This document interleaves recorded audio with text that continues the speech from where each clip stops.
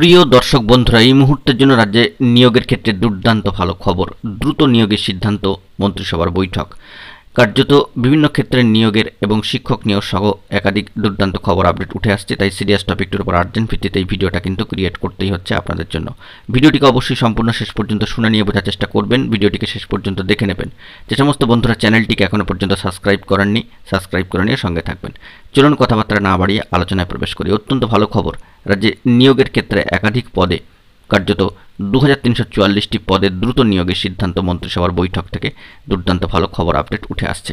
বিস্তারিত খবরে প্রবেশ করলে সম্পূর্ণ বিষয়টিকে আমরা তুলে ধরবার চেষ্টা করছি। বন্ধুরা, উঠে আসছে নিয়োগের ক্ষেত্রে ভালো খবর। প্রশাসনিক কাজে আরও গতি আনতে রাজ্যের বিভিন্ন সরকারি দপ্তরে নতুন করে নিয়োগের দরজা খুলতে চলেছে। গত বুধবার রাজ্য মন্ত্রিসভার বৈঠকে কার্যত 2344টি শূন্য পদে নিয়োগের প্রস্তাব গৃহীত হয়েছে এবং ওই সব পদে দ্রুত নিয়োগের কাজ শুরু করা হবে, এমনটাই কিন্তু সামাজিক গণমাধ্যম সূত্রে খবর আপডেট উঠে আসছে। শূন্য পদের ক্ষেত্রে যে পরিসংখ্যানটি তা অবশ্যই সামাজিক গণমাধ্যমের সূত্র ধরে উঠে আসলো। প্রশাসনিক সূত্রে খবর, স্বরাষ্ট্র দপ্তরে 105টি, প্রাণী সম্পদ উন্নয়ন দপ্তরে 270টি শূন্য পদে নিয়োগ হবে। বাকি সব নিয়োগ হবে অন্যান্য দপ্তরে।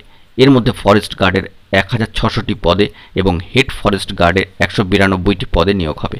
সেই সঙ্গে রাজ্যের বিভিন্ন জেলায় সাঁওতালি ভাষায় প্রায় 100 জন ভলেন্টিয়ার টিচার শিক্ষক নিয়োগের ক্ষেত্রে নিয়োগ করবে স্কুল শিক্ষা দপ্তর।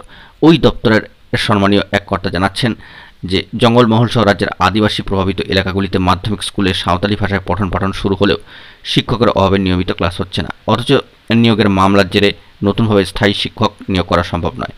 সেই জন্যই কিন্তু আদিবাসী এলাকায় বিভিন্ন স্কুলে সাঁওতালি ভাষার শিক্ষক আপাতত অস্থায়ী ভিত্তিতে করা হচ্ছে এবং সেই বিষয়ে কিন্তু নিয়োগের সিদ্ধান্ত নেওয়া হয়েছে। ওই দিন রাজ্য মন্ত্রিসভার বৈঠকে একটি প্রস্তাব গৃহীত হয়েছে, সেটি হচ্ছে বিদ্যুৎ চালিত গাড়ি বা ইভি কেনার সময় ট্যাক্স ও রেজিস্ট্রেশন ফিতে ছাড় এখন 2 বছরের জন্য রয়েছে, সেটা আরও 1 বছর কিন্তু বাড়ানো হবে, এরকম কিন্তু চিন্তাভাবনা লক্ষ্য করা যাচ্ছে।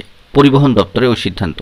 প্রশাসনিক কর্তাদের একাংশ জানাচ্ছেন যে লোকসভা ভোটের জন্য দীর্ঘদিন ধরে নতুন নিয়োগ আটকে ছিল, এখনও সেই অবস্থার পরিবর্তন হতে চলেছে। এবার কিন্তু ধীরে ধীরে কিন্তু নিয়োগের ক্ষেত্রে রাজ্যে ভালো খবর আপডেট উঠে আসছে। নতুন করে নিয়োগের প্রক্রিয়া শুরু করতে কিন্তু চাওয়া হচ্ছে।